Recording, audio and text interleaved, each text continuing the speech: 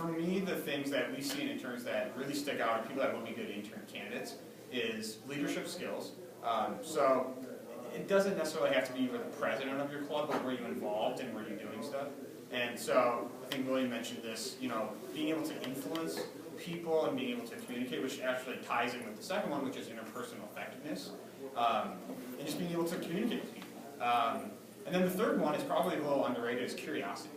So are you willing to ask why, 5 times on each question to really figure out what is the motivating factor behind it? Prices are going up, why? Because there's whys, because there's a drought, why? So asking and having those probing things, because as an intern, you're not gonna be a subject matter expert. You're not gonna know how to buy corrugate packaging. You're not gonna know how to do system optimization for it. But if you ask the right questions and you ask why, that's gonna show us like, wow, she has the skills, the interpersonal skills, and the curiosity to ask the right questions to get to the right answer. So those are the things that I think curiosity is something that tends to be undervalued, but is tremendous when you come into your internship.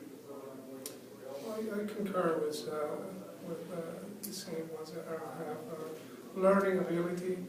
If we have an intern that's able to learn quickly, that's very important. Communication skill, ability to lead and influence people. You have no power, you're an intern, right? And if you can lead a group of people to implement a new video, whatever it is, that's something that's going to stand out. What I can tell you what not to do as an intern is coming into an organization pretending you know it all and wanting to change all the projects and all the processes. That's a lack of, I would say, maybe being humble and humility. That type of interns may struggle more than those who take the learning approach and explain this why and why we do that.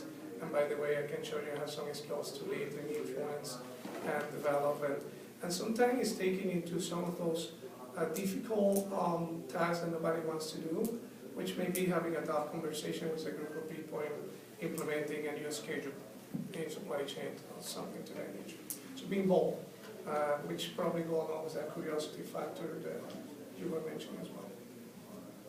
I think in interviews, just displaying different experiences that you've had in your life that exhibit great behaviors, and then conviction, integrity, conviction, and courage. So willingness to make decisions, willingness to take risks, and then how you responded from failures or successes, and because that's really what it ends up being all about when you're working for a company. Is you're going to make decisions, you're going to have successes, you're going to have failures. How do you respond to each one of those different scenarios? Because that's challenging. So having those experiences, being able to talk to someone who's